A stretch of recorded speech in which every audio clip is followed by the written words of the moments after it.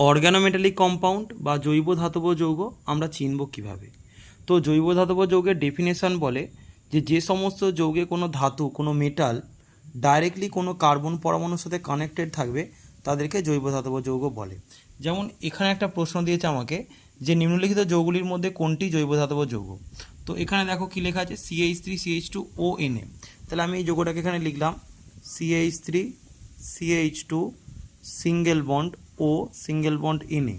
তাহলে এখানে কি সোডিয়ামটা হচ্ছে ধাতু? হ্যাঁ, সোডিয়ামটা ধাতু। এ কি কার্বনের সাথে, এখানে দেখো মেটালকে সরাসরি কার্বনের সাথে যুক্ত থাকতে হবে। তাহলে সোডিয়াম কি এখানে সরাসরি কার্বনের সাথে যুক্ত আছে? না, নেই। সোডিয়ামের পর অক্সিজেন আছে, অক্সিজেনের পর কার্বন আছে, তার মানে এটা জৈব ধাতব যৌগ নয়। তাহলে এ অপশান আমার জৈব ধাতব যৌগ নয়। বি অপশানে যদি যাই তাহলে বি অপশানে আমরা দেখতে পাবো এটা লেখা আছে কি ক্যালসিয়াম অ্যাসিটেট, অর্থাৎ Ca, তারপরে হবে তোমার OCOCH3 আর এদিকেও একটা হবে OCOCH3।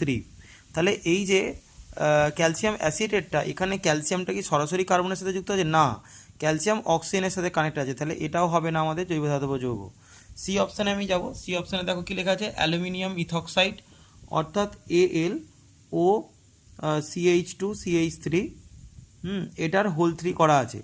তার মানে আমরা এখানে লিখতে পারি যে অ্যালুমিনিয়ামের সঙ্গে 3টে অক্সিজেন কানেক্টেড আছে, ঠিক আছে, 3টে অক্সিজেন কানেক্টেড আছে এবং সেই অক্সিজেনগুলোতে আছে CH2CH3 যুক্ত, CH2CH3 প্রতিটার মধ্যে CH2CH3, এখানেও CH2CH3।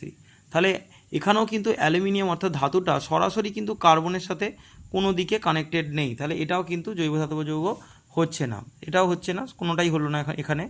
ডি অপশানে দেখো কি আছে, ডি অপশানে আমার লেখা আছে C6H5 Mg/, অর্থাৎ C6H5 মানে কি একটা বেঞ্জিন রিং, তারপর আছে ম্যাগনেসিয়াম, তারপর আছে ব্রোমিন।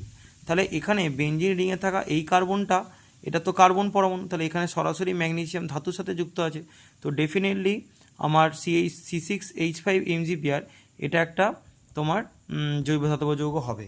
তাহলে এই টাইপের প্রশ্ন তুমি ইজিলি করতে পারবে যদি তুমি এটা জানো যে জৈব ধাতব যৌগ মানে কি, জৈব ধাতব যৌগ কাদের বলে।